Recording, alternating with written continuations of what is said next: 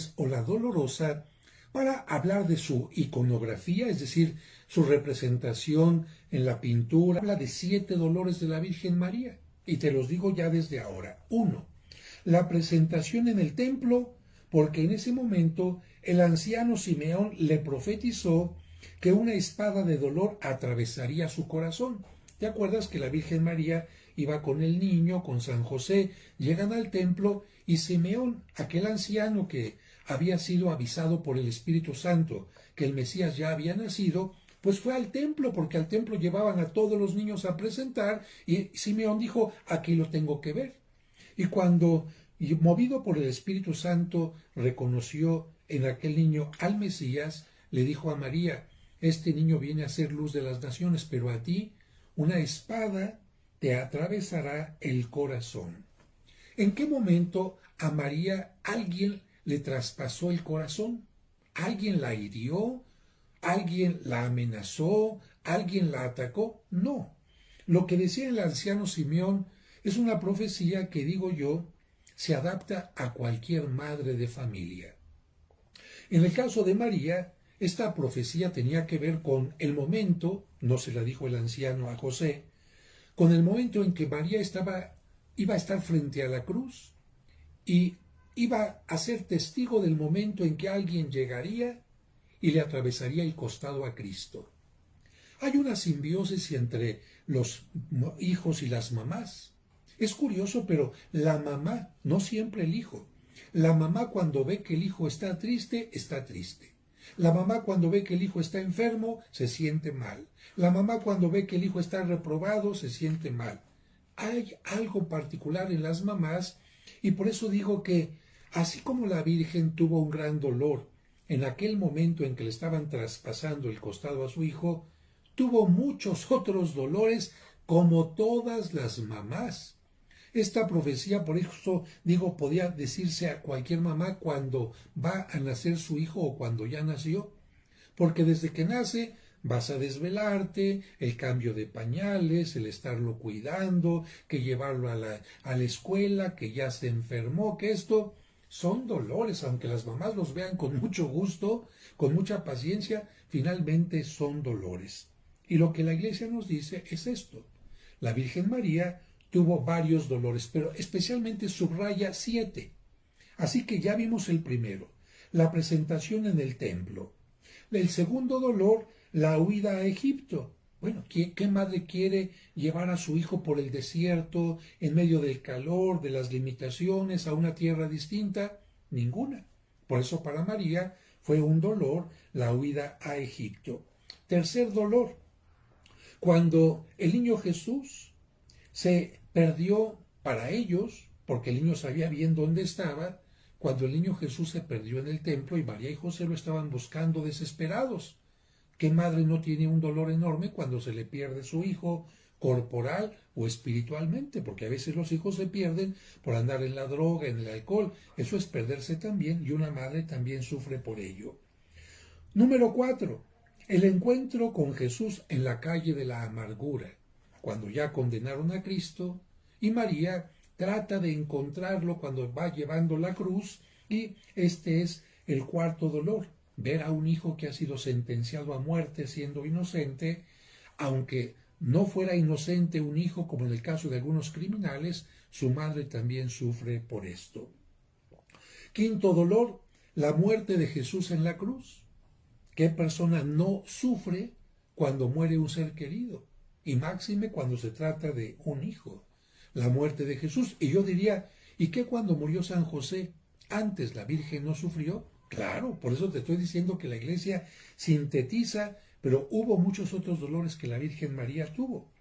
Sexto dolor, cuando el cuerpo de Jesús es bajado de la cruz y es colocado en los brazos de su madre. ¡Ay, qué difícil!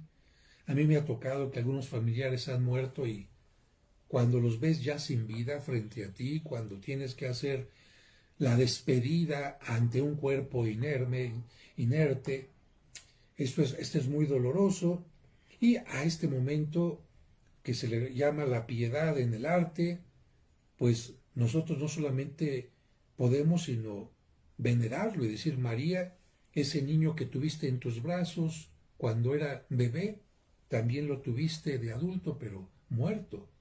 ¿Cuántas madres de familia lamentablemente sufren por esta situación? Y finalmente, el séptimo dolor es la sepultura de Cristo y la soledad de María.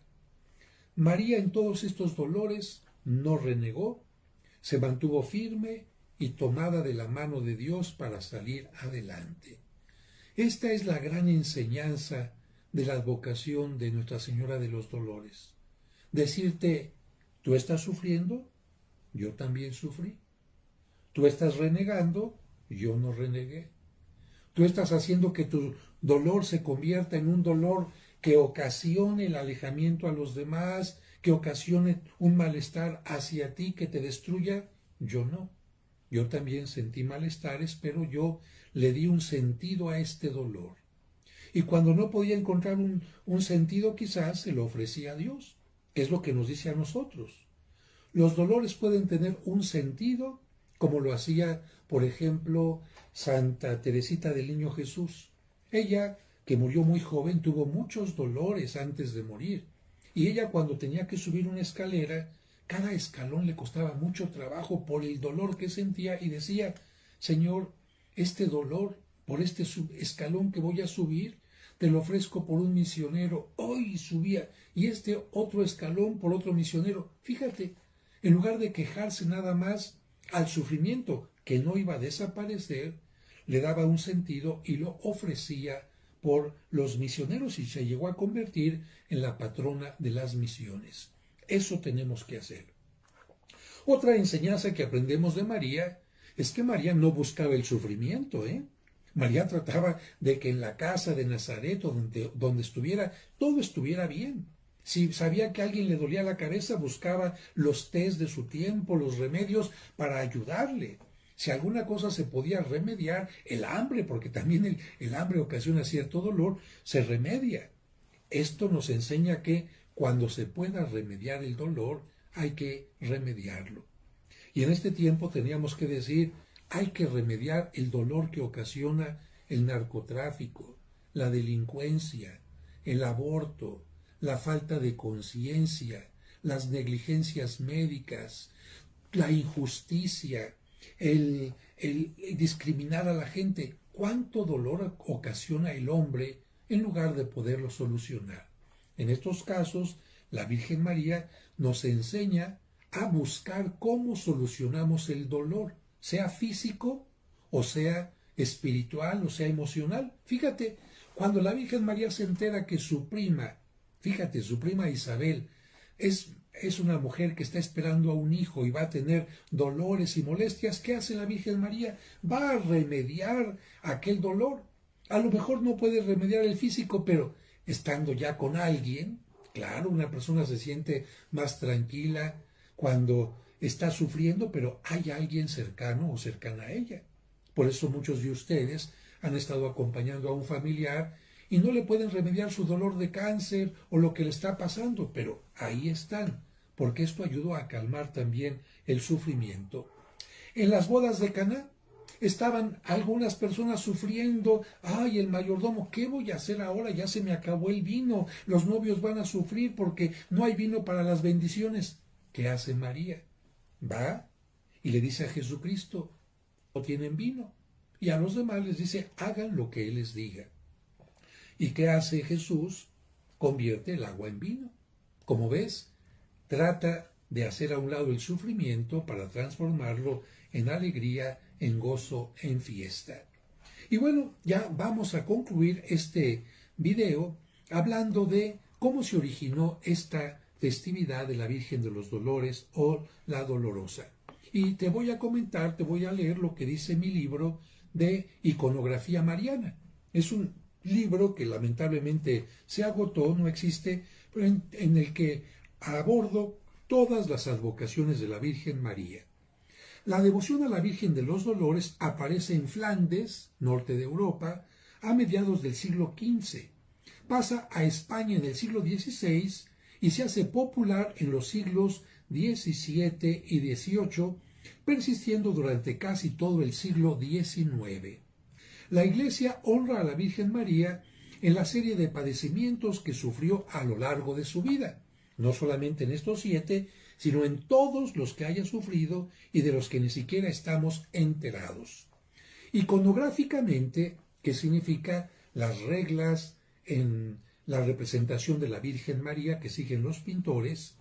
Iconográficamente, la Dolorosa se representa en los cuadros más antiguos, por ejemplo, el de Adrián Ysembrandt del Museo de Brujas, como una matrona, una mujer importante, en actitud de recogimiento, rodeada de 7 escenas que representan los 7 dolores de su vida. Así que en esta primera representación está la Virgen, está en una actitud de recogimiento, y a los lados aparecen los 7 dolores sintetizados. Posteriormente, la imagen se simplificó y a partir del siglo XVII aparece solo con un puñal clavado en el pecho, haciendo alusión a la profecía del anciano Simeón.